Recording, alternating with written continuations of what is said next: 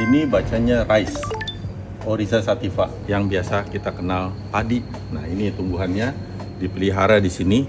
Mereka mau tahu bagaimana perkembangannya, apakah mereka mampu memeliharanya. Dan untuk urusan padi ini, saya pernah punya murid, ya namanya Bennett dan Giselle ya. Pada waktu tahun 2015 mereka tuh membuat suatu percobaan, padi ditaruh di dalam suatu tempat untuk dibiarkan di luar angkasa. Apakah padi ini mampu untuk bisa dikembangbiakan di luar angkasa atau tidak?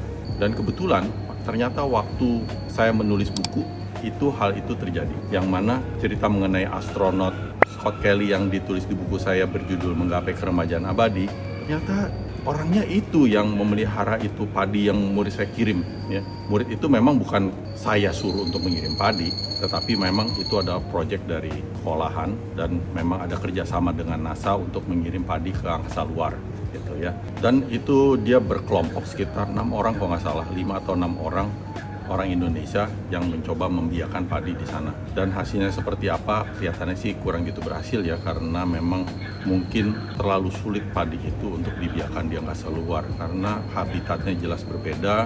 Bukan hanya air dan makanan dan pupuk yang diperlukan, mungkin ada faktor-faktor lain yang memang masih memerlukan penelitian lebih lanjut. Ya, jika suatu saat kita perlu ke angkasa luar, mungkin kita harus makan makanan yang lain bukan padi, atau mungkin nanti ada padi generasi baru dengan bioteknologi yang berkembang, kita bisa kembangkan padi di angkasa luar, atau mungkin kalau manusia sudah pindah ke Mars bisa makan beras di sana.